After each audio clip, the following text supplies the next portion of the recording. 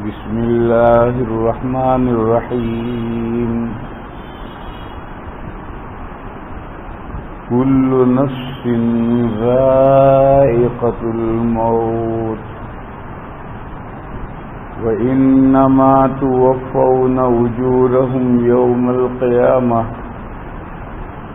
فمن زحزح عن النار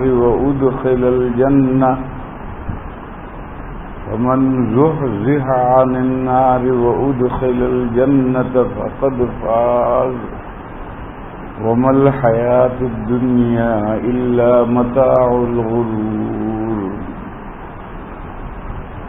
بزرگوں اور بھائیوں، پہلے تو 2-4 مسئلے سمجھاؤں. تقریر ہے تو ہر جمعہ کو سنتے رہتے ہو، 2-4 مسئلے سمجھو. پہلا مسئلہ یہ ہے کہ ہمارے یہاں جو رواج ہے، اب 12:30 ہوئے اور جمعہ کی اذان ہو گئی اور خطبہ شروع ہوگا 1:30 بجے اور خطبہ ختم ہوگا 10 منٹ میں، تو وہ 1:40 پر نماز شروع ہوگی. یہ غلط ہے. نبی پاک صلی اللہ تعالی علیہ وسلم کی سنت مستمر رہی ہے، ہمیشہ کی سنت. زوال ہوتے ہی حضور تشریف لاتے تھے، ممبر پر بیٹھ گئے اور مسجد کی چھت پر اذان شروع ہوتی تھی. اس وقت ایک ہی اذان ہوتی تھی. اذان ختم ہوئی اور حضور خطبے کے لیے کھڑے ہو گئے.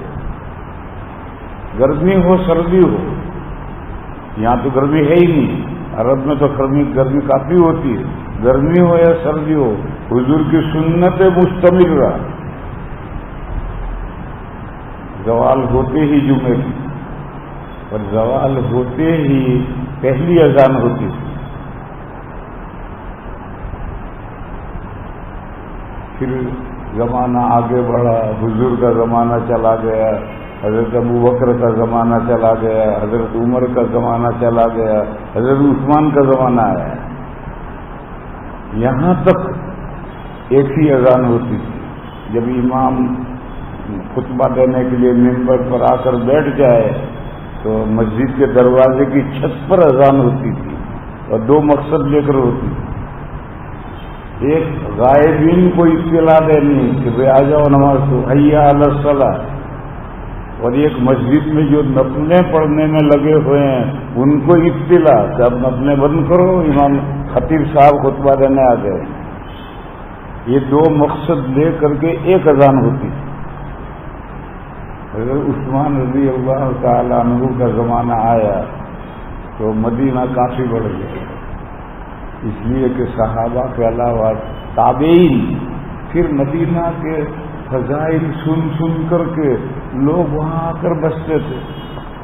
اب بھی اللہ کے بہت سے بندے مدینہ کے فضائل سن کر وہاں جا کر بستے ہیں، تو مدینہ کافی بڑا ہو گیا.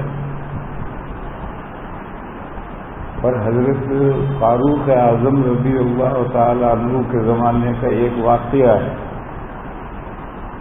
اذان ہوئی، حضرت فاروق خطبہ دینے کے لیے شروع ہوئے، اور خطبے کے دوران حضرت عثمان آئے.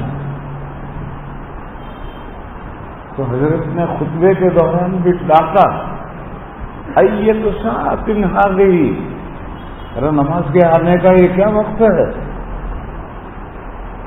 تو حضرت عثمان نے جواب دیا کہ میں بازار میں تھا اور میں نے اذان سنی تو بازار سے فوراً چلا اور گھر آ کر وضو کر کے آ رہا ہوں.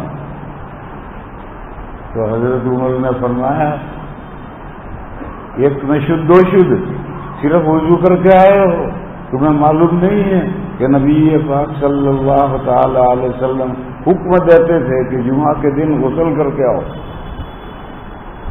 خیر وہ بیٹھ گئے. حضرت نے خطبہ آگے جاری کیا. اب مدینہ اتنا بڑا ہو گیا ہے کہ اذان سن کر کے فوراً مسجد میں نہیں پہنچ سکتا ہے.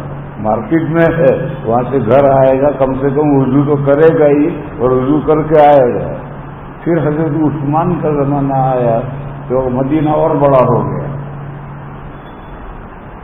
یہاں رک کر کے سمجھو، حضرت ابو بکر رضی اللہ تعالیٰ عنہ کی خلافت 2 سال ہے، 2 سال خلیفہ رہے۔ حضرت فاروق اعظم رضی اللہ تعالیٰ عنہ کی خلافت 10 سال ہے، اور حضرت عثمان رضی اللہ تعالیٰ عنہ کی خلافت 12 سال ہے، اور حضرت علی رضی اللہ تعالیٰ عنہ کی خلافت 5 سال ہے۔ تو حضرت عثمان کا زمانہ کافی 12 سال کا زمانہ ہے۔ تو زمانہ بڑھتا گیا، مدینہ بھی بڑھتا گیا۔ تو حضرت عثمان رضی اللہ تعالیٰ عنہ نے صحابہ سے مشورہ کیا کہ نبی پاک صلی اللہ تعالیٰ علیہ وسلم کے زمانے سے آج تک یہ ایک اذان ہوتی تھی، جب یہ خطیب منبر پر آ کر بیٹھ جاتا تھا تو مسجد کی چھت پر اذان ہوتی تھی 2 مقصد کو لے کر، حاضرین کو اطلاع کہ نماز بند کرو، خطیب آ گیا، اور غائبین کو اطلاع تو فوراً آؤ۔ تو ایسا کیوں نہ کیا جائے کہ ان 2 مقصدوں کے لیے 2 اذانیں کر دی جائیں؟ تو سب صحابہ نے کہا بھائی بہت اچھی بات ہے، کیونکہ مدینہ بڑا ہے، اذان سن کر سب لوگ نہیں آ پاتے ہیں، لہذا غائبین کو بلانے کی اذان الگ اور مسجد والوں کی اذان الگ۔ چنانچہ 2 اذان ہوئی، اور ایک اذان زورا ایک جگہ تھی، کوئی کہتا ہے کہ بلڈنگ تھی، کوئی کہتا ہے کہ ایک بڑی چٹان تھی، مؤذن اس پر چڑھ کر کے وہاں پہلی اذان دیتا تھا، اور اس کی اذان کے 10 منٹ کے بعد میں حضرت عثمان تشریف لے آتے تھے، اور دوسری اذان مسجد کے اندر ہوتی تھی امام کے سامنے۔ تو جو ایک غائبین کے لیے اذان تھی اسے اونچی کر دی تاکہ دور تک سارے مدینہ میں آواز پہنچے، اور مسجد کے لوگوں کو جو اطلاع دینی تھی اسے اوپر چھت پر دینے کی ضرورت نہیں ہے، وہ مسجد میں دی جانے لگی امام کے سامنے۔ یہ نظام بدلا۔ لوگ یہ جو غیر مقلدین ہیں وہ کہتے ہیں یہ بدعت عثمانی ہے، یہ جو پہلی اذان ہے یہ بدعت عثمانی ہے، اور سعودیہ پر ان کا ہولڈ ہے، حکومت تو حنبلیوں کی ہے لیکن ہولڈ ان غیر مقلدین کا وہاں ہے۔ تو انہوں نے کیا ترتیب کی؟ انہوں نے جمعہ کے وقت سے آدھا گھنٹہ پہلے جمعہ کی پہلی اذان دیتے، تو پہلی اذان کو انہوں نے وقت سے باہر کر دیا۔ اتنا ہی کر سکتے ہیں، اور کیا کر سکتے ہیں؟ اور زوال ہوتے ہی امام آتا ہے اور آتا ہے، پھر دوسری اذان مسجد کے اندر شروع ہوتی ہے۔ یہ بدعت عثمانی، بدعت کسے کہتے ہیں؟ بدعت کہتے ہیں جس کا روٹ نہ ہو، یا تو سیم نہ ہو یا روٹ نہ ہو تو وہ بدعت ہے۔ اور اگر وہ کوئی چیز حضور کے زمانے میں تھی، بے عینی ہی وہ چیز آج ہے۔ 5 نمازیں ہم پڑھ رہے ہیں، جیسے حضور کے زمانے میں 5 نمازیں پڑھتے تھے، آج بھی وہی 5 نمازیں پڑھتے ہیں۔ تو کوئی کہے کہ 5 نمازیں بدعت ہے، بدعت نہیں ہے، تو وہی بے عینی سنت ہے۔ اور جس کا روٹ مانے جڑ، جس کی روٹ ہو، جڑ ہو، یہ جو آج ہماری جیسے مسجدیں بنی ہوئی ہیں، یہ مسجدیں اس نوعیت کی مسجدیں کہاں تھی؟ اور یہ محراب جو بنی ہوئی ہے حضور کے زمانے میں، مسجد میں محراب کہاں تھی؟ آج ساری دنیا میں جو مدرسے ہیں وہ مدرسے حضور کے زمانے میں کہاں تھے؟ اور 7 سال کا کورس، 8 سال کا کورس، اور یہ کتابیں اور وہ کتابیں، یہ سب حضور کے زمانے میں کہاں تھا؟ لیکن یہ سب سنت ہے۔ کیوں؟ روٹ تھا اس کا۔ حضور کے زمانے میں مسجد نبوی تھی، اور مدینہ منورہ میں مسجد نبوی کے علاوہ 9 مسجدیں اور تھیں، محلے محلے مسجدیں تھیں۔ جیسے آج کل ہمارے یہاں آبادی ہے، حضور کے زمانے میں آبادی اس طرح نہیں تھی، بلکہ ایک قبیلہ بسا ہوا ہے، اس کے ارد گرد اس کے باغات اور کھیت ہیں، دوسرا قبیلہ اس کے باغات اور کھیت ہیں، تیسرا قبیلہ اس کے ارد گرد باغات اور کھیت ہیں، اور یہ وادی 2 پہاڑوں کے بیچ کا جو میدان تھا اس میں جو یہ الگ الگ قبیلے بسے ہوئے تھے، یہ وادی یثرب کہلاتی تھی۔ نبی پاک صلی اللہ تعالی علیہ وسلم کی ہجرت کے بعد میں وہ مدینہ منورہ کہلانے لگا. آج بھی وہی مدینہ منورہ ہے. اب الگ الگ قبیلے بسے ہوئے ہیں، کوئی قبیلہ یہاں ہے، کوئی قبیلہ وہاں، کوئی قبیلہ وہاں ہے. اب سب مسجد نبوی میں نماز پڑھنے کے لیے آئیں گے تو آدھا گھنٹہ تو آنے میں لگے گا، آدھا گھنٹہ جانے میں لگے گا. تو ترمذی شریف میں حدیث ہے، نبی پاک صلی اللہ علیہ وسلم نے حکم دیا ببناء المساجد فی الدور وان تطیب وتنظف. حضور نے حکم دیا محلے محلے مسجدیں بناؤ اور ان کو پاک صاف رکھو، خوشبودار رکھو. خوشبودار رکھنے کا طریقہ عرب میں ہے، ہمارے یہاں نہیں ہے. ہمارے یہاں گرمی کی وجہ سے دروازے ہی دروازے ہیں، تو کیسے خوشبودار رکھے. اور ان کے یہاں پیک ہوتی ہیں مسجدیں، لوگ بخور جلا دیتے ہیں، ساری مسجد معطل ہو جاتی ہے. مؤذن اذان دے کر فوراً بخور جلائے گا. الیکٹرک بجلی ہے، اس میں تھوڑا سا ڈال دے گا. تو جب نمازی آئیں گے تو مسجد آپ کو خوشبو سے بھری پڑی. اور ہمارے یہاں دروازے ہی دروازے، کھڑکیاں ہی کھڑکیاں ہیں، اس لیے ہمارے یہاں یہ رواج نہیں. بہرحال ترمذی شریف میں یہ حدیث ہے کہ محلے محلے مسجدیں بناؤ. چنانچہ حضور کے زمانے میں مسجد نبوی کے علاوہ 9 مسجدیں اور تھیں. میں یہ بتا رہا تھا کہ اتنی دور دور سے لوگوں کو آنا، اور پھر مدینہ جو مسجد نبوی کے قریب تھا وہ بھی بڑا ہو گیا تھا. تو حضور نے، حضرت عثمان نے 2 اذانیں بڑھائیں. تو یہ روٹ ہے. حضور کے زمانے میں ایک اذان 2 مقصد سے ہوتی تھی، 2 مقصد الگ کر دیے، 2 اذانیں کر دی. اس کا نام ہے روٹ. جڑ جانتے ہو کتنی ہوتی ہے؟ جب اب تو پکے مکان ہو گئے، چھتیں پکی ہو گئی. پرانے زمانے میں مکانوں کی چھتیں کچی ہوتی، اوپر مٹی ڈالتے تھے. اب بھی یو پی میں تو رواج ہے مٹی ڈالنے کا. تو جب برسات ہوتی تھی تو چھت پر بھی گھاس اگتی تھی. میں نے جو مکان بیرون میں خریدا تھا تو برسات کے زمانے میں اس چھتوں پر تودڑ کا اگتا تھا، اور برسات کے زمانے میں اسی کی سبزی پکاتے تھے. اب یہ چھت پر تودڑ کا کہاں سے آیا؟ اس کا روٹ کہاں سے آیا؟ روٹ اس طرح آتا ہے کہ جنگلوں کے اندر گھاس ہوتی ہے برسات میں، گرمیوں میں وہ ٹوٹ پھوٹ کر کے ریزا ریزا ہو کر کے مٹی میں مل جاتی ہے. اب جب برسات آئی تو طوفانی آندھیاں چلتی ہیں، ان آندھیوں کے اندر مٹی اڑتی ہے، وہ مٹی آ کے چھت پر گری. اس مٹی کے اندر روٹ ہے اور وہاں گھاس اگتی ہے. تو روٹ اتنا چھوٹا ہوتا ہے جسے ہوا اڑا کر کے لے کر چھت پر ڈال دے تو چھت پر بھی گھاس اگ جائے گی. تو چاہے اتنا چھوٹا روٹ ہو، اگر روٹ ہے اور پھر بعد میں شکل بدلی تو وہ سنت ہے، اور جس کا روٹ ہی نہیں ہے وہ سنت نہیں ہے. پھر نئی باتیں بہت ہے جو ہم نے مکانات بنا رکھے ہیں، نئی شکلیں ہیں، لیکن کافروں کے ساتھ اور گمراہ فرقوں کے ساتھ مشابہت بھی نہیں ہونی چاہیے. حدیث شریف میں ہے من تشبہ بقوم فہو منہم. اگر کسی قوم کی مشابہت اختیار کرو گے تو تمہارا شمار اسی میں ہوگا.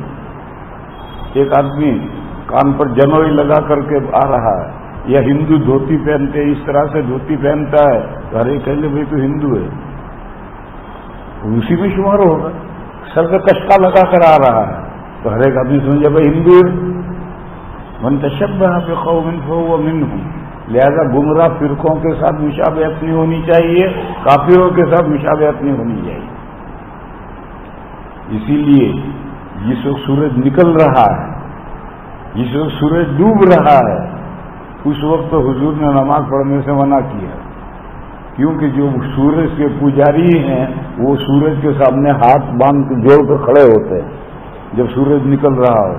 ایسے سورج ڈوب رہا ہو تب بھی ہاتھ جوڑ کر کھڑے ہوتے ہیں. اب اگر ہم نماز پڑھ رہے ہیں فجر کی یا نماز پڑھ رہے ہیں عصر کی تو وہ تو ہندوؤں کی مشابہت ہو گئی. تو شریعت میں طلوع غروب کے وقت نماز جائز ہی نہیں. یہاں مولوی بھی ہیں اس لیے بتاؤں. امام مالک علیہ الرحمہ اور امام بخاری علیہ الرحمہ عند الاستواء کو نہیں لیتے. وہ کہتے ہیں عند الاستواء نماز پڑھ سکتے ہیں. یہ مولویوں کے لیے بات آپ کے سمجھنے کی نہیں. 3 وقتوں کی حضور نے ممانعت فرمائی. سورج نکل رہا ہے, اس کا اوپر کا کنارا نکلا, اس وقت سے لے کر کے 4 منٹ میں سورج نکلتا ہے, پھر 10 منٹ تک نماز مکروہ. ایسے ہی سورج کا کنارا ڈوبنے لگا, اس سے لے کر کے 10 منٹ پہلے تک نماز مکروہ. اور استوا کو نہیں لیا, امام مالک نے بھی نہیں لیا, امام بخاری نے بھی نہیں لیا. کیوں؟ استوا کا پتہ ہی نہیں چلتا. یہ تو آج کل انہوں نے کہا کہ 12-25 پر زوال ہوگا, یہ تو جنتریاں آ گئی, گھڑیاں آ گئی تو پتہ چلا. ورنہ تو کیسے پتہ چلے گا کہ سر بالکل سر کے اوپر سورج آ گیا. اس لیے اس کو امام بخاری امام مالک نے لیا ہی نہیں.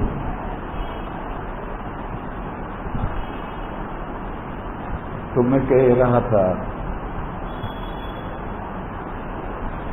کہ روٹ ہے, چاہے ذرا سا ہے, وہ زمانے کے حالات کے تبدیلی کے اعتبار سے پھیلے اور بڑھے. اور چھت پر گھاس اگائے تو وہ جڑ میں سے گھاس اگی. بیج نہیں چاہیے, گھاس کے لیے بیج نہیں چاہیے, پچھلی گھاس کا جڑ چاہیے بیج. اس میں ذرا سا ذرہ اس سے ان کی گھاس ہوئی, کیونکہ تمام گھاسوں کے بیج نہیں ہوتے ہیں, جڑ سب کی ہوتی ہے.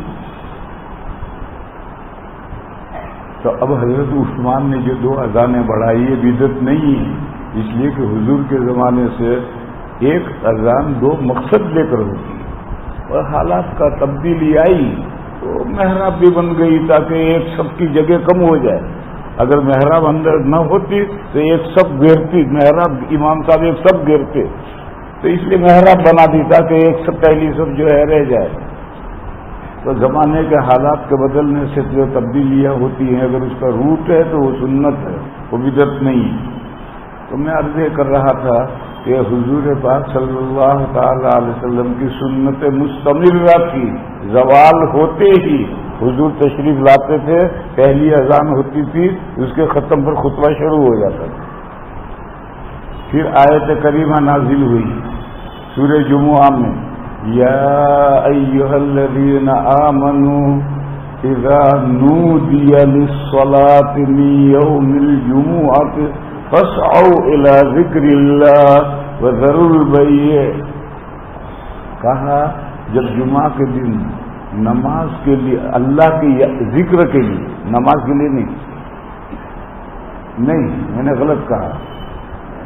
جمعہ کے دن اذا نودی للصلاۃ, نماز کے لیے بانگ دی جائے. یہ بانگ اردو کا لفظ ہے اور گجراتی میں بھی بانگی صاحب کی استعمال کرتے ہیں کہ جب جمعہ کے دن نماز کے لیے بانگ دی جائے. وہ جو اذان ہوتی ہے خطبے کے لیے نہیں ہوتی, نماز جمعہ کے لیے وہ بانگ ہوتی. فاسعوا الی ذکر اللہ, چل دو اللہ کی یاد کی طرف. یہ ذکر اللہ, یہ خطبہ ہے. چلو خطبہ سننے چلو, نماز تو ہوگی خطبے کے بعد, لیکن خطبہ سننے چلو. جب یہ آیت کریمہ نازل ہوئی اس وقت پہلی ایک ہی اذان ہوتی تھی. جب امام منبر پر بیٹھتا تھا تو ایک اذان ہوتی تھی, وہ اس کا مصداق تھا. لیکن جو حضرت عثمان رضی اللہ تعالیٰ عنہ کے زمانے میں 2 مقصدوں کو الگ الگ کر کے 2 اذانیں کر دی, تو اب اذا نودی للصلاۃ کا مصداق پہلی اذان ہے. نماز کے لیے وہی بلاتے ہیں. ابھی امام صاحب جب بیٹھیں گے تو ان کے سامنے جو اذان ہوگی وہ تو مسجد کے لوگوں کو اطلاع دینے کے لیے ہے کہ بھی خاموش ہو جاؤ, نماز بند کرو, خطبہ شروع ہونے والا ہے. اور لوگوں کو نماز کے لیے جو بلایا وہ تو پہلی اذان سے بلایا ہے. اور تفسیر کا قاعدہ ہے العبرۃ لعموم اللفظ لا لخصوص المورد. شان نزول خاص ہے تو اس کا اعتبار نہیں ہے, الفاظ عام ہے تو اس کا اعتبار ہے. تو آج بھی نودی للصلاۃ کا مصداق پہلی اذان ہے. اور یہ چاروں ائمہ کے طے ہے, اس میں کوئی اختلاف نہیں. اب مسئلہ آیا 12:30 بجے اذان دے دی, اور خطبہ شروع ہوگا 1:30 بجے. اور مسئلہ یہ ہے کہ جب جمعہ کی اذان ہو جائے تو آپ نماز کی تیاری تو کر سکتے ہیں. وضو نہیں ہے وضو کر لو، نہانا ہو نہا لو، کپڑے پہننے کپڑے پہن لو. باقی کسی بھی کام میں مشغول ہونا حرام ہے. کوئی بھی کام، کھانا نہیں کھا سکتے ہم، دکان میں دکانداری نہیں کر سکتے. نماز کی تیاری کے علاوہ ہر کام میں مشغول ہونا پہلی اذان کے بعد حرام ہے. تو ہمارے طالب علم پوچھتے ہیں کہ 1 گھنٹہ پہلے اذان ہو گئی ہے. تو میں نے کہا یہ تو تمہارا قصور ہے، کیوں تم 1 گھنٹہ پہلے اذان دیتے؟ لندن میں جس مسجد میں رہتا ہوں، ہمارا وہاں طریقہ یہ ہے کہ 12 بجے بلکہ 12 میں 5 منٹ کم کو میں بیان شروع کرتا ہوں. اور مجھے معلوم ہے کہ 12:32 پر وقت ختم ہوگا، تو میں ٹھیک 32 پر تقریباً کرتا ہوں. اور جہاں میں نے آخری جملہ بولا کہ اس نے تقریباً اذان شروع کر دی. اب پہلی اذان ہوئی، پھر پہلی اذان کے بعد میں 5-7 منٹ دیتے ہیں سنتیں پڑھنے کے لیے. 5-7 منٹ میں لوگوں نے سنتیں پڑھ لی. اب امام صاحب منبر پر آ کر بیٹھ گئے اور دوسری اذان شروع. تو 10 منٹ کا وقفہ رہتا ہے. اس میں کسی کے مشغول ہونے کا سوال ہی نہیں، بلکہ سارے لوگ اذان سے پہلے آ جاتے ہیں. یہ تو اب ہمارے یہاں سستی ہو گئی، ورنہ حدیثوں میں تو یہ ہے کہ صحابہ فجر کے دن فجر کی نماز میں چلے جاتے تھے جمعہ پڑھنے کے لیے. اور حدیث میں بھی ہے کہ بکرا وقت کرا، سویرے جاؤ اور بہت سویرے جاؤ. اب ہم سست ہو گئے. اور کس نے سست کر دیا؟ یہ گھڑیوں نے سست کر دیا. یہ جتنی نئی چیزیں ہیں ان میں فوائد بھی ہیں، اس میں مصیبتیں بھی ہیں. فوائد تو یہ ہیں کہ گھڑی کی وجہ سے بہت سے کام آن ٹو ٹائم کر سکتے ہیں، فائدہ ہے. اور وہ خرابی یہ ہے کہ ابھی نماز میں 10 منٹ بیٹھے بیٹھے گپ کر رہے ہیں، باتیں کر رہے ہیں. کبھی نماز میں 10 منٹ، ابھی 5 منٹ ہے. نماز میں چاہیے جب وقت ختم ہو جائے گا تب بھاگیں گے دوڑیں گے تو 1 رکعت تو چلی ہی جائے گی. یہ گھڑیوں کی نحوست ہے. تو جتنی نئی چیزیں ہیں ان کے اندر فوائد بھی ہیں اور نقصانات بھی ہیں. بس ایسی چیزوں میں فوائد سے فائدہ اٹھاؤ، نقصانات سے بچاؤ. میں مثال دوں، اب ہمارے ہر گھر میں فریج آ گیا. یہ بہت اچھی چیز ہے، کھانا میں نہیں بگڑتا. فریج میں رکھ دو، دوپہر کا شام کو کھا لیجیے، شام کا صبح کھا لیجیے ناشتے میں. لیکن جب سے یہ فریج ہمارے گھروں میں آئے ہیں، قربانی کے بکرے میں غریبوں کا حصہ گیا. سارا بکرا فریزر میں بھر دیا. اور 2 صاحب کو دیں گے تو اس کو دیں گے جہاں سے آنے کی امید ہو. یہ نقصان ہے فریج کا. تو ہر نئی چیز کے اندر نقصان بھی ہیں، فوائد بھی ہیں. فوائد حاصل کرو، نقصان سے بچو. تو میں طلبا سے یہ کہتا ہوں کہ بھئی یہ جو تم ہمارے یہاں دیوبند میں آدھا گھنٹہ پہلے اذان ہوتی، تو میں کہتا ہوں یہ تو تمہاری غلطی ہے، تم آدھا گھنٹہ پہلے اذان دیتے کیوں؟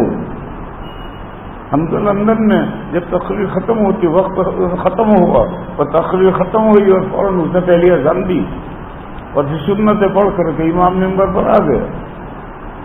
لوگوں کو گناہ میں کیوں مبتلا کرتے ہو؟ طلبا یہ چاہتے ہیں کہ اذا نودی للصلاۃ کا مصداق دوسری اذان کو کر دیں. اور کیسے کر دیں گے؟ قرآن تو کہتا ہے نودی للصلاۃ، اور صلاۃ سے تو نماز کے لیے تو پہلی اذان سے بلایا جاتا ہے. تو یہ غلطی ہے. اور گرمی ہو یا سردی ہو یہی سلسلہ ہے. حالانکہ حضور کی سنت مستمر زوال ہوتے ہی جمعہ پڑھنے کی، اس لیے اس کی اصلاح کرو. ایک دم نہیں ہوگی. گجرات والے اصلاح قبول نہیں کرتے، بڑے پکے ہیں. گجرات کے لوگ بڑے پکے ہیں، جو دودھ پکڑ لی اسے چھوڑنے کے لیے تیار نہیں. اس لیے میں یہاں 9 سال رہا ہوں، میں کوئی نیا نہیں ہوں، میں یہاں یہ راندیر میں 9 سال رہا ہوں، اس لیے میں راندیر کا، اور گجرات میں بھی راندیر سب سے آگے ہے ضد میں، ایسی ضدی راندیر ہے کہ کسی بات کو نہیں مانے گی. اس لیے اصلاح کرو مگر آہستہ آہستہ کرو، نہ کرو تو نہ کرو، مسئلہ سمجھ لو کہ آپ کا یہ عمل سنت کے خلاف ہے. اگر سنت پر آنا ہے تو سنت یہی ہے کہ لوگوں کو تھوڑا سا موقع دو، لوگوں کا ذہن بناؤ، کبھی تقریر اتنے بجے شروع ہوگی، لوگ آؤ، اور جب وقت ہو جائے تو اذان دو، 10 منٹ کے بعد میں سنتیں پڑھنے کا موقع دو، اور پھر اس کے بعد میں نماز شروع کرو.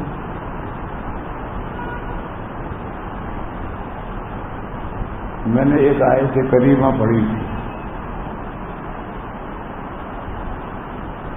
اس کے تعلق سے مختصر سی بات سمجھ لو، زیادہ وقت نہیں.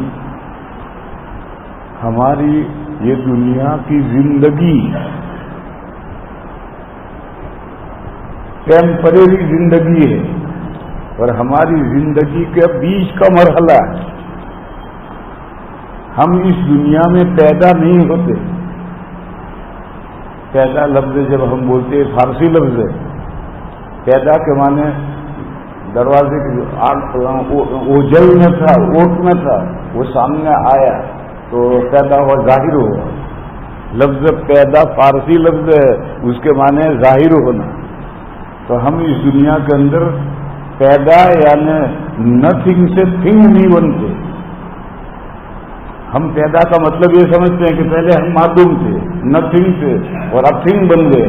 ایسا نہیں، بلکہ پیدا ہوتا ہے انسان اس دنیا میں اوٹ میں تھا، اوجل میں تھا، پیچھے چھپا ہوا تھا، وہ نمودار ہوا، ظاہر ہوا. تو دایا نے ہاتھوں ہاتھ لیا، نہلایا، دھلایا، اذان پڑھی. آج کل ایک مصیبت آ رہی ہے، ہاسپٹلوں میں بچے پیدا ہوتے ہیں. میرے بھی کئی بچے یہیں ہاسپٹل میں پیدا ہوئے ہیں. اس میں 2 خرابیاں ہیں.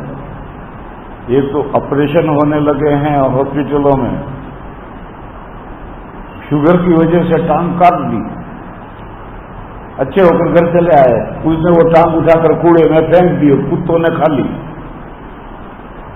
یہ غلط ہے. ارے بھائی تمہارا جو وضو کٹا ہے اسے مانگو ہاسپٹل سے، بھائی میری ٹانگ جو کاٹی لاؤ مجھے دو، اور لا کر کے قبرستان میں دفن کرو.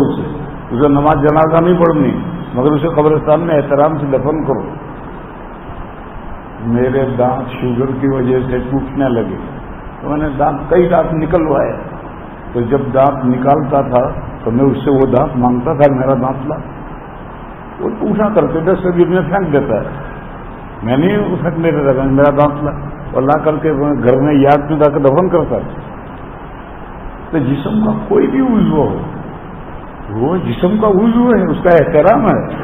اسے ہاسپٹل میں مت چھوڑو، وہاں سے وہ عضو مانگ کر لاؤ، اور لا کر کے چھوٹا سا عضو ہو جیسے لاڑ، میں تو اس گھر کے آنگن پیچھے یاد میں دفن کرتا تھا.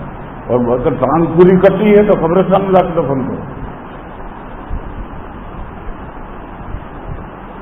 دوسری غلطی یہ ہے کہ ہاسپٹل میں بچہ پیدا ہوا، فلاں حضرت جی آئیں گے تو اذان و اقامت کریں گے. یہ غلط ہے. ارے بچے کے کان میں سب سے پہلے اذان و اقامت آنی چاہیے. اور کوئی نہ ہو تو اس کی ماں ہے،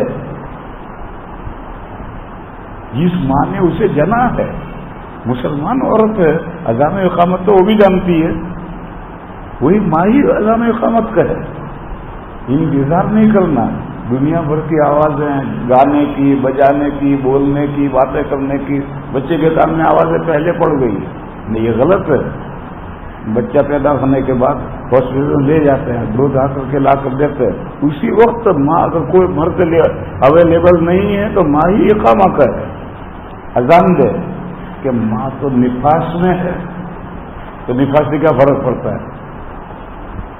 کتابوں میں مسئلہ لکھا ہے کہ جنابت میں، یعنی مرد جنوبی جنابت میں، حیض میں، نفاس میں اذکار کر سکتے ہیں، قرآن نہیں پڑھ سکتے. حیض میں، نفاس میں، جنابت میں قرآن کی تلاوت نہیں کر سکتے، لیکن قرآن کی کوئی آیت ذکر کے طور پر پڑھ سکتے.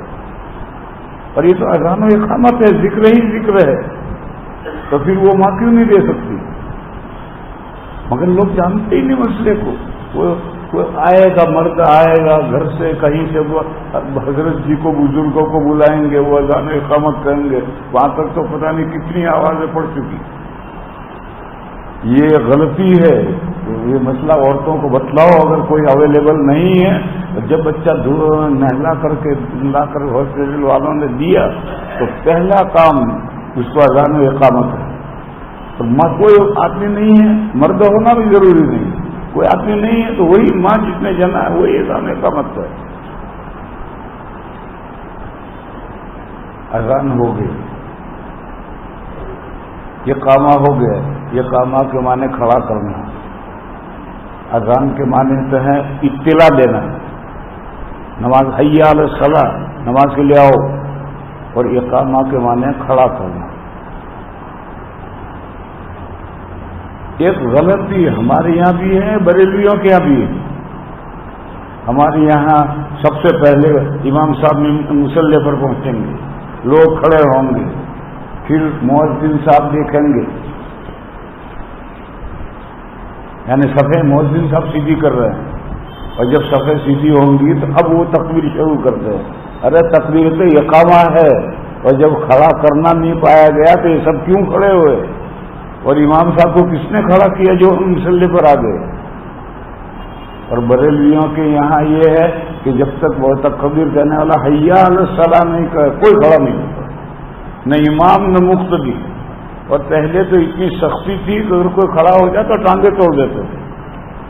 اب اتنی سختی بریلویوں کے نہیں رہی، لیکن مسئلہ کیا یہی ہے، سب بیٹھے رہیں گے. جب قد قامت الصلاۃ اب کھڑے ہوں گے، امام صاحب بھی کھڑے ہو کر آئیں گے. یہ بھی غلط ہے، اور ہم جو کرتے ہیں یہ بھی غلط ہے. کیوں؟ دلیل یہ ہے کہ اقامہ کو اقامہ کہتے کھڑا کرنا. جب کھڑا کرنا پایا گیا تو لوگ کیوں نہ کھڑے ہوئے؟ حی علی الصلاۃ پر کیوں بیٹھے رہے؟ اقامہ کہ نے کھڑا کرنا، تو جب کھڑا کرنا پایا گیا تو لوگ کیوں نہ کھڑے ہو؟ حی علی الصلاۃ پر کیوں بیٹھے کہ حی علی الصلاۃ کو نماز کے لیے آؤ؟ ارے نماز کے لیے آؤ، یہ اعلان تو اذان میں ہو چکا ہے، حی علی الصلاۃ. اور اب مسجد میں ادھر بیٹھے ہوئے ہیں، سب کھڑے ہو کر کے صفحہ درست کر لو. اور ہماری غلطی یہ ہے کہ ابھی اقامہ شروع نہیں ہوا، کھڑا کرنا نہیں پایا گیا، تم کیوں کھڑے ہو گئے؟ اور تستاوی علی البراۃ، یہ فقہ کی کتاب ہے جس سے فتوے دیے جاتے ہیں، اس میں یہ صاف لکھا ہے کہ کھڑے کھڑے اقامہ کا انتظار کرنا مکروہ.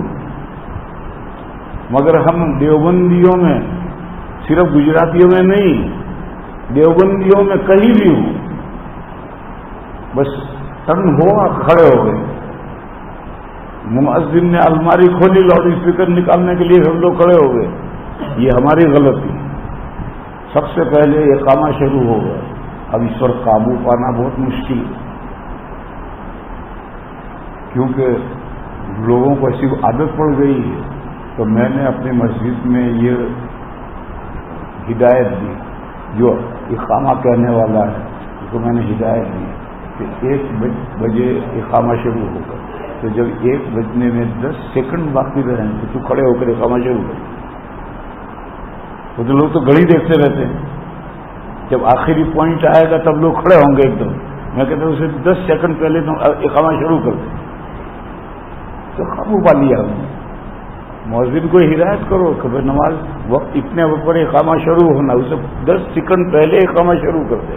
تو لوگ تو ان سے گھڑی دیکھ رہے ہیں، جب اقامہ شروع ہوگا تب کھڑے ہوں گے لوگ.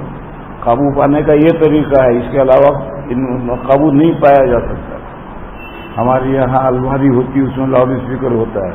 مؤذن کھول کر کے لاؤڈ اسپیکر لا کر کے امام صاحب کو دیتا ہے. امام صاحب اپاہج ہوتے ہیں، وہ الماری کھول کر لاؤڈ اسپیکر نہیں لے سکتے.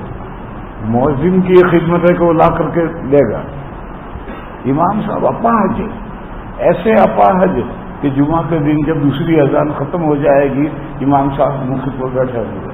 وہ مؤذن اذان لے کر آئے گا اور عصا لے کر کے یوں لا کر حضرت کو پکڑائے گا تو حضرت پکڑے گا.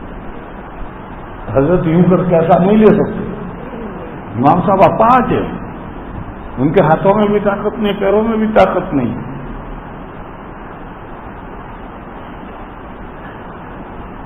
تو میں نے قابو پانے کا طریقہ یہی لوگوں کو بتلایا اور ہم نے قابو پا لیا. ابھی 10 سیکنڈ باقی ہے اور جس نے اذان کی وہاں مؤذن نہیں ہوتا ہے. مسجد میں جھاڑو کون دیتا ہے؟ متولی جھاڑو دیتا ہے. وہاں جھاڑو کیا دیتے ہیں؟ ہوور گھمانا ہے، قالین پر ہوور گھمانا ہے تو متولی گھماتا ہے. امام مقرر ہے، مؤذن نہیں ہے. کوئی بھی اذان دیتا ہے کہ جس نے اذان دی وہ یہ اقامہ کہے گا. تو اس کو میں نے سمجھا رکھا ہے کہ 10 سیکنڈ جب باقی رہے وقت میں اسی وقت اقامہ شروع کرنے. یوں ہم نے قابو پا لیا. بہرحال جو چیز عادت بری پڑ جائے تو اس کو چھڑاتے ہوئے بڑا مشکل ہوتا ہے.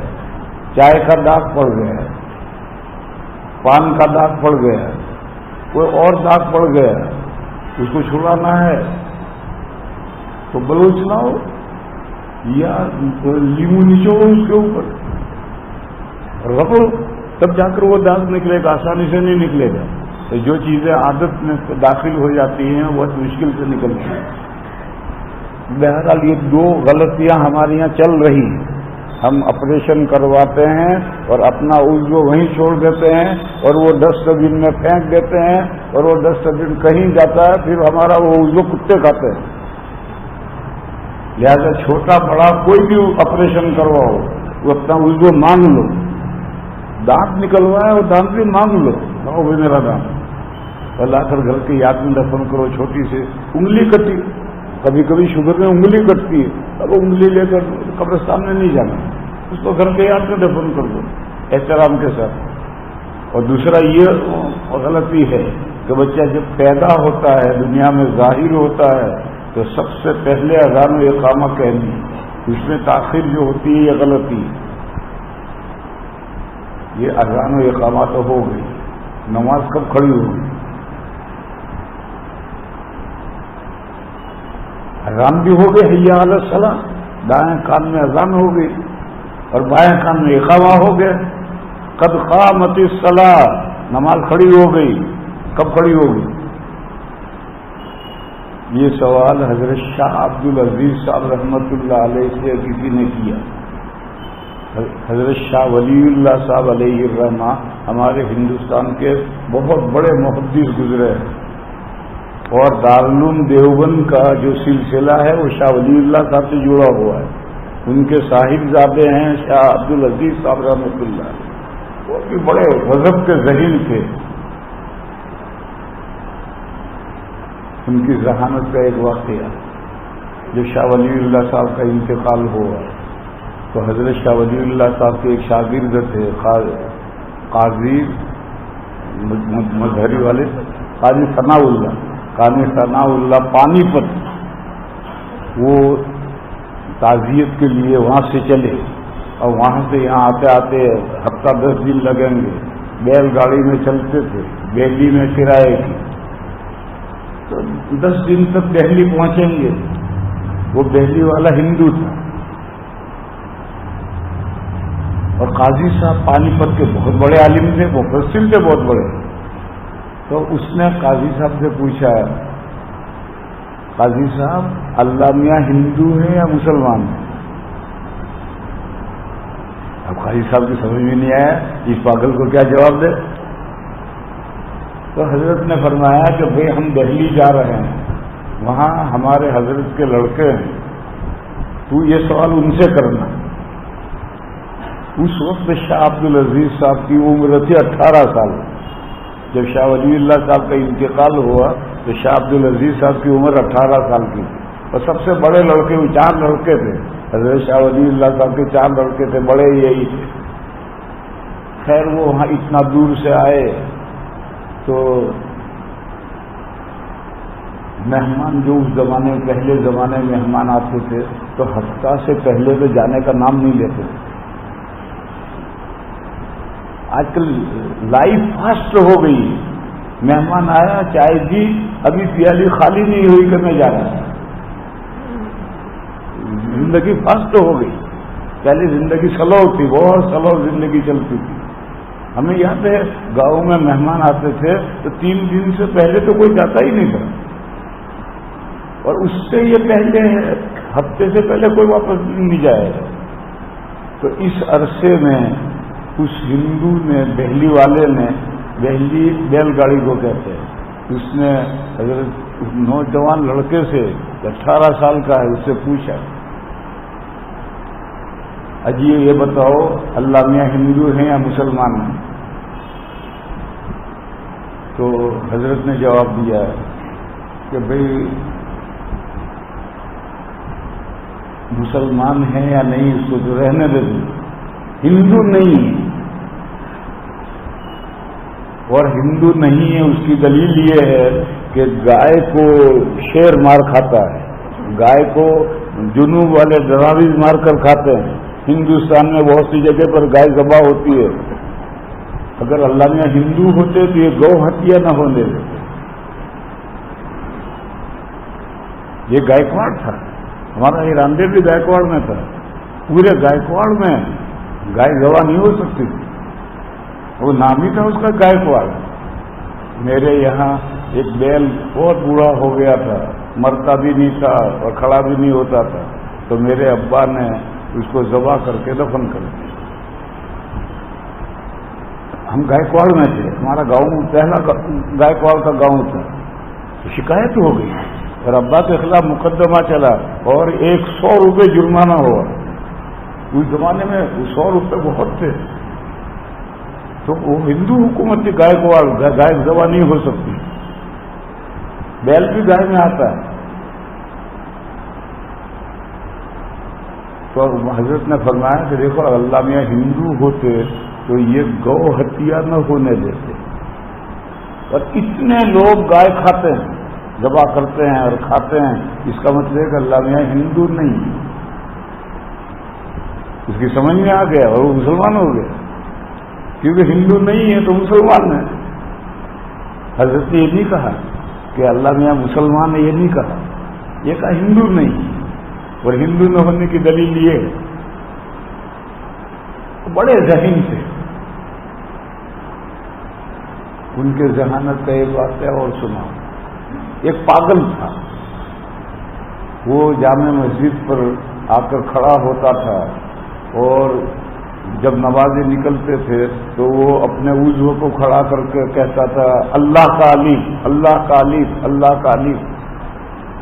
اب پاگل کو ماریں تو کیا ماریں, سمجھائیں تو کیسے سمجھائیں. شاہ صاحب سے کہا کہ حضرت ایک پاگل ہے, ہر نماز میں آ کر یہ کرتا ہے.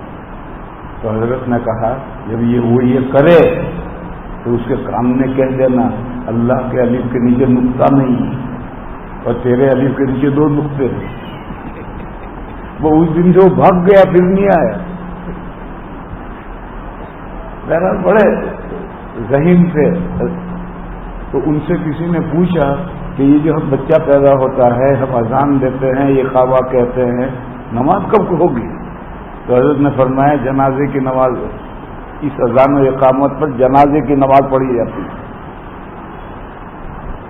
دیکھو مسئلہ سمجھو, اقامہ ہو گیا اور امام صاحب نے نماز شروع نہیں کی, کسی کام میں مشغول ہوئے, وقفہ ہو گیا, تو کوئی حرج نہیں, اسی اقامے پر نماز شروع ہوگی. حدیث شریف میں ہے اقامہ شروع ہو گیا, اقامہ شروع ہونے کے بعد میں حضور گھر میں سے نکلے اور مصلی کی طرف جا رہے تھے اور سپنے سے ایک آدمی آگے نکلا اور اس نے حضور سے کچھ باتیں شروع کی. اور اتنی دیر ہو گئی کہ پیچھے عورتیں, بچے اور مرد کھڑے کھڑے سونے لگے. پھر جب وہ بات پوری کر چکا تو حضور مصلی پر آئے اور نماز پڑھائی, اسی اقامے سے نماز پڑھائی. دوبارہ اقامہ نہیں ہوا. معلوم ہے کہ اقامے اور نماز میں فصل ہو سکتا ہے. اب کتنا فصل ہو سکتا ہے؟ اتنا بھی ہو سکتا ہے اور اتنا بھی ہو سکتا ہے. یہاں اتنا فصل ہو گیا کہ پیدا ابھی ہوا, اذان ہوئی, اقامہ ہو گیا, اب نماز پڑھی جائے گی جنازے کی. یہ جنازے کی نماز پڑھی جاتی ہے, اس میں اذان نہیں ہے, اقامہ نہیں ہے. وہ اذان اور اقامت کے بغیر کیسے جماعت شروع ہو رہی ہے؟ وہ اذان اقامہ ہو گئی ہے، اسی اذان اقامہ پر نماز پڑھی جا رہی ہے۔ تو میں کہہ یہ رہا تھا کہ ہم اس دنیا کی ہماری جو زندگی ہے، اس دنیا میں ہم نتھنگ سے تھنگ نہیں بنتے، عدم سے وجود میں نہیں آتے، نیست سے ہست نہیں ہوتے۔ اس دنیا میں تو ہم پیدا ہوتے ہیں، ظاہر ہوتے ہیں، پس پردہ ہیں، سامنے آتے ہیں۔ پھر نتھنگ سے تھنگ کب بنے؟ جب دادا نتھنگ سے تھنگ بنے، تب ان کی ساری اولاد نتھنگ سے تھنگ بن گئی۔ قرآن کریم میں بھی یہ مسئلہ ہے، حدیثوں میں بھی یہ مسئلہ ہے۔ دادا اور دادی کو تو اللہ تعالیٰ نے مٹی سے پیدا کیا، پھر اللہ تعالیٰ نے اپنی قدرت کا ہاتھ دادا کی دائیں پیٹھ پر پھیرا اور بائیں پیٹھ پر دایاں ہاتھ پھیرا، اللہ کے دونوں ہاتھ دائیں ہیں، پھیرا تو ساری قیامت تک کی ان کی نسل اس وقت جس طرح سے وجود میں آ رہی ہے اسی طرح سے نکل آئی۔ دادا کی دادی کی پیٹھ سے ان کی سلبی اولاد نکلی، ان کی پیٹھ سے ان کی سلبی، ان کی پیٹھ سے ان کی سلبی، قیامت تک جس طرح سے وجود میں ہم آ رہے ہیں اسی طرح سے سارے انسان وجود میں آ گئے۔ اور ہم عدم سے وجود میں کب آئے؟ جب دادا ہمارے عدم سے وجود میں آئے۔ دادا تو مٹی سے بنے، ہمیں اللہ تعالیٰ نے میرے دادا کی پیٹھ سے نکالا، باقی اسی وقت ہم وجود میں آ گئے۔ پھر کیا ہوا؟ پھر اللہ تعالیٰ نے کلاس لی، اپنی تجلی فرمائی، تمام انسانوں پر اپنی تجلی فرمائی اور اپنی پہچان کروائی۔ پھر اللہ تعالیٰ نے ایگزام لیا اور 1 کوئسچن، ایک سوال، یہ بہت سخت امتحان ہے۔ اگر 3 سوال ہیں تو ہلکا امتحان، 5 سوال ہیں تو اور ہلکا، اور اسکولوں میں تو 100 سوال ہوتے ہیں۔ تو 1 کوئسچن ایگزام ہو رہا، اللہ نے سب سے پوچھا الست بربکم، کیا میں تمہارا پروردگار پالنہار نہیں ہوں؟ تو سب نے پرچہ لکھا، 100 نمبر کا نہیں، 125 نمبر کا پرچہ لکھا۔ سب نے کہا بلا، کیوں نہیں؟ یعنی آپ اگر ہمارے پروردگار نہیں ہیں تو اور کون پروردگار ہو سکتا ہے؟ نعم، عربی میں ایک لفظ ہے نعم اور دوسرا لفظ ہے بلا، بلا میں مبالغہ ہے نعم کے اعتبار سے۔ تو 125 نمبر کا پرچہ لکھا کہ آپ ہی ہمارے پروردگار رب ہیں، آپ کے علاوہ کوئی رب کیسے ہو سکتا ہے؟ پھر کیا ہوا؟ بخاری شریف میں حدیث ہے کہ یہ جو روحیں پیدا ہوئی، جسم نہیں پیدا ہوئے تھے اس وقت، دادا کی پیٹھ سے جسم نہیں پیدا ہوئے تھے، روحیں پیدا ہوئی تھی، وہ ساری روحیں پلٹنے بنا کر، گروپ بنا کر کے عالم ارواح میں رکھ دی۔ اور بخاری شریف میں حدیث ہے کہ الارواح جنود مجندۃ، جیسے ملٹری میں پلٹنیں ہوتی ہیں، ریجیمنٹ ہوتے ہیں، اس طرح سے گروپ بنا بنا کر کے روح عالم ارواح میں رکھ دی۔ اور دادا دادی کو جنت میں بھیج دیا، دادا کو بھیج دیا، دادی کو۔ اس زمانے میں ملک اور بارڈر نہیں تھے جیسے آج دنیا ہے۔ آج دنیا میں چھوٹے چھوٹے ملک اور بارڈر اور پاسپورٹ اور ویزا، یہ 200 سال سے شروع ہوا، اس سے پہلے کہاں تھا؟ ساری دنیا میں گھوموں، سارا ملک اللہ کا ہے، نہ کوئی ویزا تھا، نہ کوئی بارڈر تھا، نہ کوئی کافروں کے ملک میں چلے جاؤ، کافی مسلمانوں کے ملک میں آتے، یہاں سے رہ کر وہاں بس جاؤ، وہاں سے آ کر یہاں بس جاؤ۔ تو آسمان و زمین کے درمیان میں بھی بارڈر اور ویزا نہیں تھا۔ اس لیے قرآن کریم میں ہے کہ اللہ تعالیٰ نے دادا اور دادی دونوں کو حکم دیا، یا آدم اسکن انت وزوجک الجنہ، اے آدم آپ اور آپ کی بیوی جنت میں جا بسو۔ اس آیت سے معلوم ہوا کہ دادی ہوا اسی زمین پر پیدا ہوئی، جیسے دادا اسی زمین پر پیدا کیے گئے ہیں، دادی بھی یہیں پیدا کی، اور دونوں سے کا جنت میں بسو۔ اس زمانے میں اچھا جو سجدہ کروایا ہے دادا کو وہ زمین پر کروایا ہے، اور زمین پر سجدہ کرنے والوں میں ابلیس نے سجدہ نہیں کیا. یہ ابلیس بھی آسمانوں کے اوپر سے جنت تک جاتا تھا کیونکہ بادل ودا ہے ہی نہیں.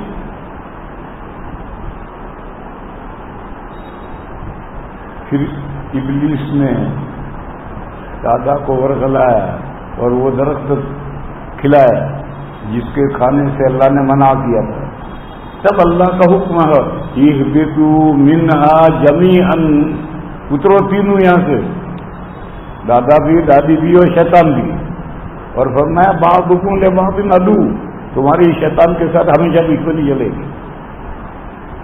اب بارڈر قائم ہو گیا، اب اوپر نہیں جا سکتے، نہ انسان جا سکتا ہے، نہ جنات جا سکتے ہیں، نہ شیطان جا سکتا ہے. انسان تو 100-200 مائل تک جاتا ہے چاند گاڑی کے اندر، اور شیاطین جو ہے آسمان کے قریب تک جاتے ہیں، آگے نہیں جا سکتے. بارڈر قائم ہو گیا، اس سے پہلے بارڈر نہیں تھے. اور جب دادا جنت میں کتنے دن رہے، اللہ جانے کتنے دن رہے، لاکھوں سال بھی ہو سکتے ہیں، کیونکہ اللہ نے کہا تھا کہ یہ درخت کے نزدیک مت جائیے.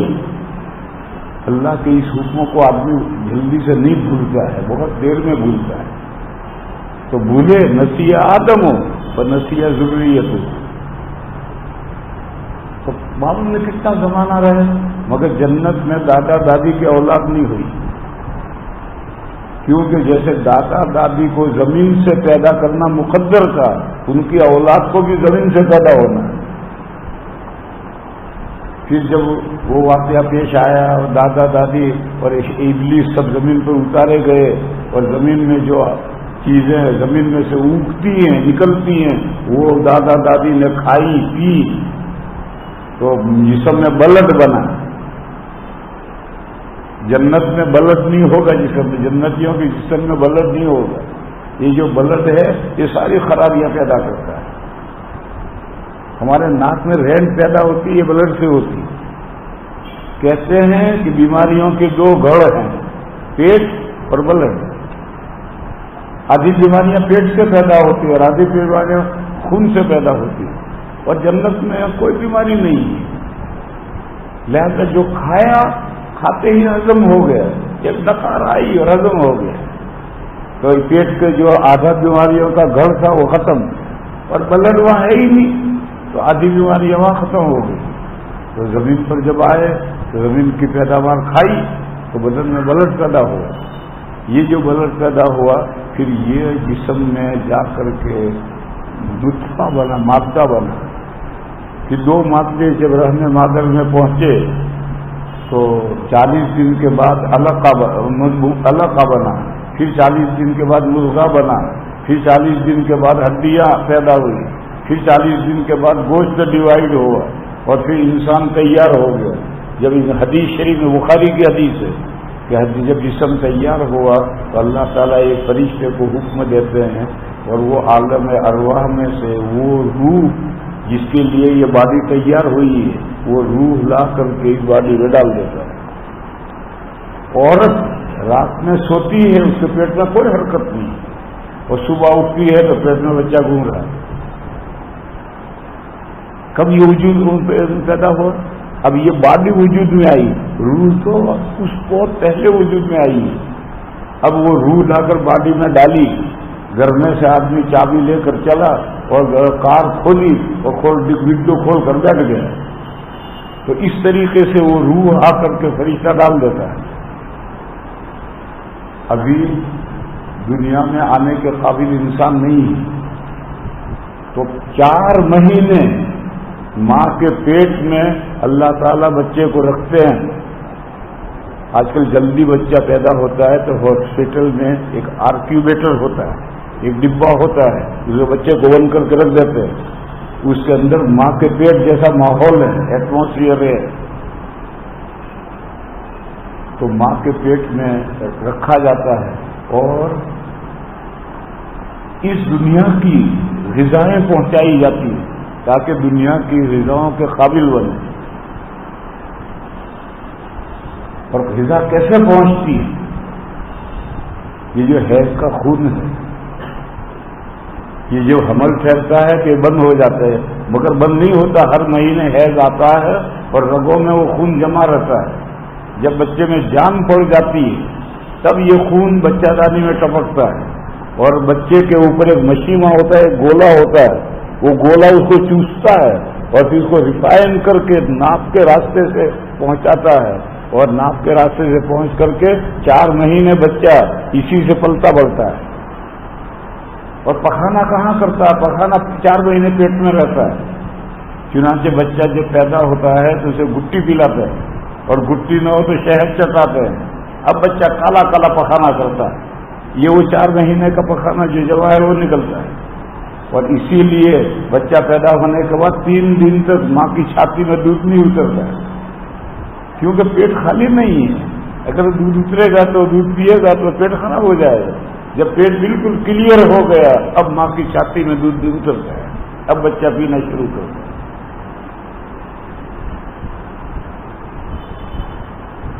پھر 4 مہینے کے بعد میں بچہ پیدا ہوا، یعنی نتھنگ سے تھنگ بنا نہیں، نتھنگ سے تھنگ تو 4 مہینے پہلے ماں کے پیٹ میں بن گیا تھا، اور وہ 4 مہینے پہلے بھی باڈی نتھنگ سے تھنگ بنی تھی، اور خود روح تو آدم علیہ السلام جب پیدا ہوئے ہیں تب روحیں ساری پیدا ہوئی۔ پھر اللہ کا نظام دیکھو، جس کی کیئر کرنے والے ہیں وہ سست پیدا ہوتا، کمزور پیدا ہوتا ہے، اور جس کو کوئی گود میں اٹھا کر گھومنے والا نہیں وہ طاقتور پیدا ہوتا ہے۔ بہن گابن تھی، رات کو سوئے پڑے ہیں لوگ گھر کے اندر، رات میں بچہ پیدا ہوا، کس نے نہلایا؟ ماں نے چاٹی ہے۔ جب صبح اٹھ کر آئے اور گھاس ڈالی تو بچہ بھی آ کر کے تن کے چپتا ہے اور دانت لے کر آتا ہے۔ بھینس کا بچہ سارے دانت لے کر آتا ہے، کیوں؟ اسے پر اٹھائے پھرے گا۔ اور انسان کا بچہ اٹھائے پھرنے والے ہیں تو دانت لے کر نہیں آتا، اگر دانت لے کر آئے تو اسے مائی بھاگے گی کہ بھوت آ گیا۔ تو یہ اللہ کا ایک نظام ہے، جو مخلوق جو قوی ہوتی ہے اس کو اللہ تعالیٰ دوسرے انداز پر اس دنیا میں بھیجتے ہیں، اور جو ضعیف ہوتی ہے اسے دوسرے انداز پر بھیجتے ہیں۔ بہرحال یہ ہماری جو دنیا کی زندگی ہے یہ ایک بیچ کی منزل ہے، عالم ارواح کی زندگی پہلی منزل ہے، پھر یہاں سے یہ دنیا ہماری دوسری منزل ہے، پھر مر گئے یعنی باڈی یہیں پڑی رہی اور روح گئی۔ دنیا کی تمام زبانوں میں ایک ہی محاورہ ہے، انگریزی میں کہتے ہیں پاس اوے، پاس اوے، آگے گئی۔ گجراتی میں کہتے ہیں گزر گیا۔ یہ گزر فارسی لفظ ہے اور گیا اس کا ترجمہ ہے، دونوں کو ملا کر کے استعمال کرتے تھے، پھر نکال کر کے گزر گیا۔ اردو میں کہتے ہیں انتقال ہو گیا، یعنی ایک جگہ سے دوسری جگہ گیا، اور اردو میں کہتے ہیں مر گیا۔ یہ مرہ فعل ماضی ہے، گیا اس کا ترجمہ ہے، مرہ گیا۔ اور یہ چارپائی پر پڑا ہے یہ کون ہے؟ یہ تو لاش ہے، لاش ہے، کوئی چیز نہیں۔ اور یہ ماں کے پیٹ میں نطفے سے یہ باڈی بنی ہے، مٹی سے بنی ہے، تو مٹی کے حوالے کر دی، یہ کہہ کر کہ منہا خلقناکم، ہم نے تمہیں اسی مٹی سے پیدا کیا ہے، وفیہا نعیدکم، پھر ہم تمہیں اسی کی طرف ریٹرن کر رہے ہیں، ومنہا نخرجکم تارۃ اخری، ہمیشہ ریٹرن نہیں کر رہے، ایک مرتبہ پھر نکالیں گے۔ اور روحیں کہاں گئی؟ عالم برزخ میں گئی، عالم برزخ میں روحیں چلی گئی۔ پھر یہ جب دنیا کا اینڈ آئے گا، قیامت کا دن آئے گا، عربی میں کہتے ہیں الیوم الآخر، اس دنیا کا لاسٹ ڈے، آخری دن آئے گا، تو اللہ تعالیٰ ایک بارش برسائیں گے اور تمام باڈیاں زمین میں سے گھاس کی طرح اگیں گی، ماں کے پیٹ سے نہیں پیدا ہوں گی تمام باڈیاں۔ وہ جو پہلی مٹی زمین میں بنی ہے اسی مٹی سے دوبارہ بدل ہونے گی، اور جب یہ بدن تیار ہو گئے تو حضرت اسرافیل کو حکم ہوگا، وہ سور پھونکیں گے اور تمام روحیں دنیا میں واپس آئیں گی اور آ کر کے ہر روح اپنی باڈی میں داخل ہو جائے گی۔ اس کے بعد پھر حساب کتاب ہے، پھر اس کے بعد یہ حساب کتاب بھی اسی زمین پر ہونا ہے۔ پھر اس کے بعد میں جہنم پر اوور بریج ہے، اس کا ایک سرا زمین پر ہے اور ایک سرا جنت میں ہے اور نیچے جہنم ہے۔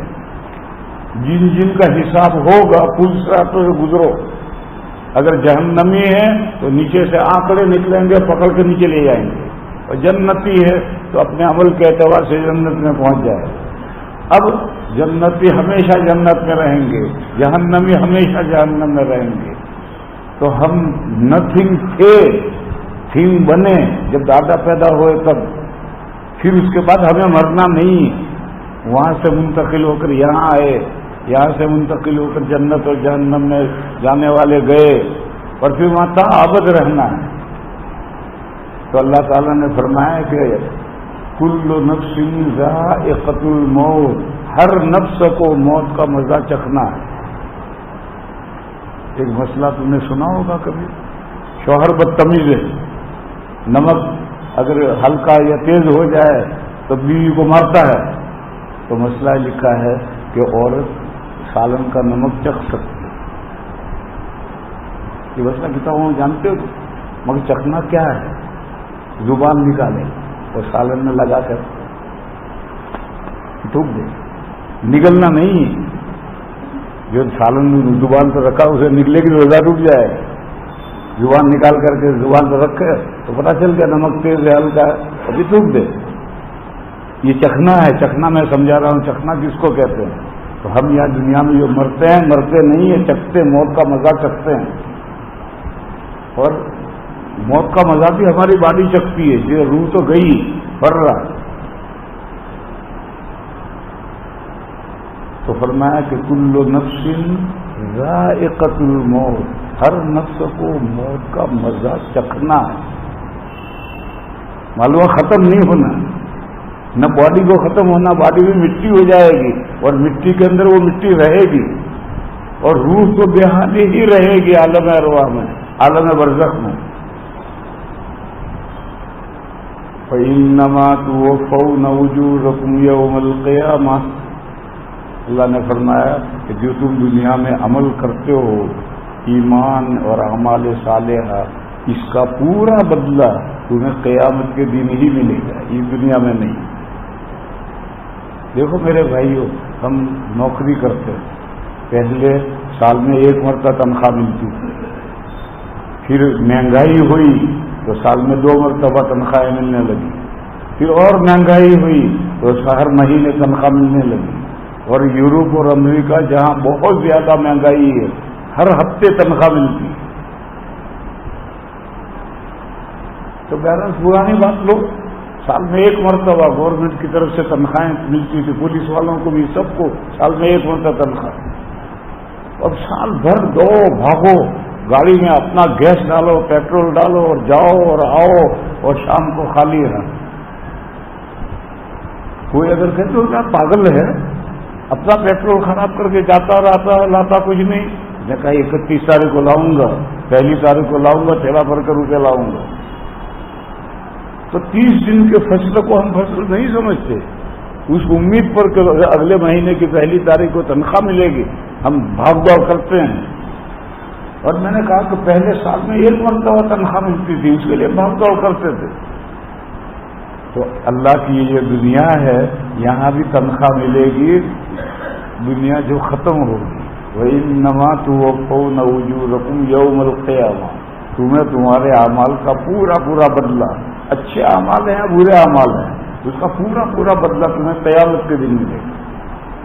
کیا ملے گا بتا دو؟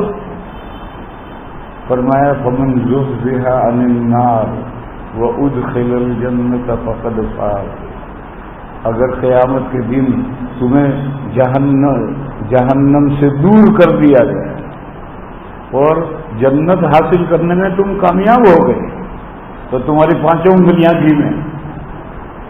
فمن زحزح عن النار، جو جہنم سے دور کر دیا گیا وَأُدْخِلَ الْجَنَّةَ، اور جنت میں داخل کیا گیا، فقد فاز، اس کے پانچوں انگلیاں کی گئی.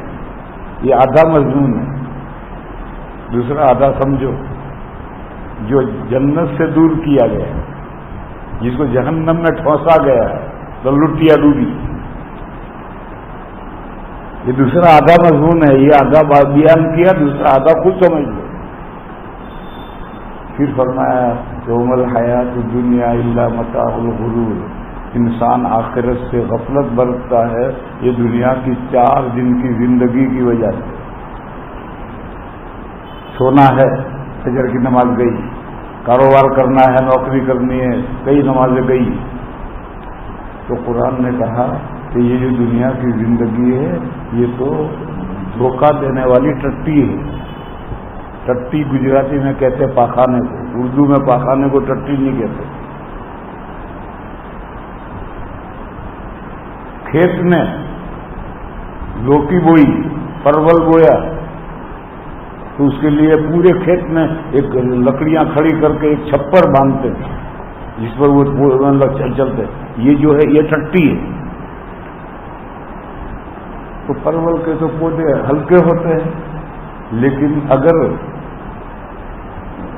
لوکی بوئی اور ٹٹی کمزور ہے اور درخت اس کے پر بیلیں بہت چڑھ گئی اور بھار ہو گیا، وزن ہو گیا، تو وہ ٹٹی ٹوٹے گی اور گرے گی. اس نے دھوکہ دیا. تو یہ دنیا کی جو زندگی ہے یہ دھوکے کی ٹٹی ہے. کب یہ ٹوٹ جائے اور کب.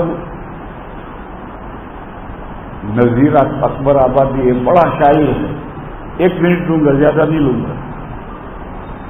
نذیر اکبر آبادی ایک بڑا شاعر ہے.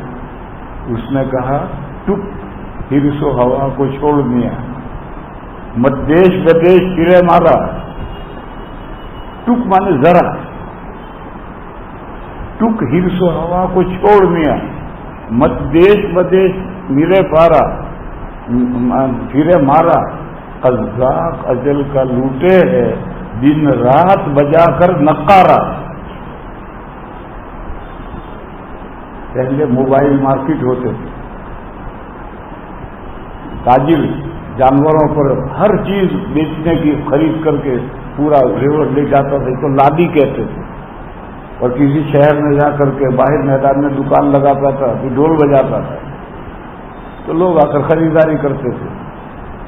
اس کو کہہ رہا کہ ٹک ذرا، ٹک ہرس و ہوا کو چھوڑ دیا. یہ جو لالچ تیرے اندر ہے اس کو چھوڑ. مت دیش بدیش پھرے مارا. پاسپورٹ ویزے تو تھے ہی نہیں، ایک ملکوں کے وہ مارکیٹ گھومتی تھی، تو دیش بدیش کیوں مارا پھر رہا ہے؟ زندگی گزرنے کے بقدر تو تجھے روزی تیرے ملک میں ملے گی. اتنا سارے دنیا کے اندر کیوں مارکیٹ لے کر گھوم رہا ہے؟ تھوڑی ہرس و ہوا کم کر. ٹک ٹک ہرس و ہوا چھوڑ دیا، مت دیش بدیش پھرے مارا. قذاق اجل کا یعنی موت کا فرشتہ دن رات لوٹے ہیں بجا کر نقارا. پہلے جو ڈاکو ہوتے تھے ان کا پورا گروپ ہوتا تھا اور پہاڑوں میں رہتے تھے. پھر وہ جب گاؤں کو لوٹنے کے لیے آتے تھے تو سارا گاؤں ایک ایک گھر لوٹ لیتے تھے، کسی کو چھوڑتے نہیں تھے. اور گاؤں کے چاروں طرف ڈھول لے کر کے ان کے آدمی کھڑے ہوتے تھے. انہوں نے ڈھول بجانا شروع کیا. اب اس گاؤں کا کوئی باہر نہیں نکل سکتا اور باہر کا کوئی آدمی اندر نہیں آ سکتا. تو دن کے دوپہر کو ڈھول بجا کر کے گاؤں لوٹا جا رہا ہے. تو قذاق اجل کا موت کا فرشتہ وہ بھی رات دن ڈھول بجا کر لوٹ رہا ہے. اس کا خیال کر، وہ کسی بھی وقت آ کر کے تیری لارو لا اپنے. تو اس لیے زیادہ دنیا کے بقدر ضرورت ہی دنیا میں مشغول ہونا چاہیے. اور رزق حلال ہے، کماؤ ضرور، مگر جب ہرس ہو، ہوا ہو جاتی خواہش اور ہرس آتی ہے تو پھر حلال حرام کا آدمی خیال نہیں کرتا ہے. ایسا مت کرو. وآخر دعوانا ان الحمد للہ.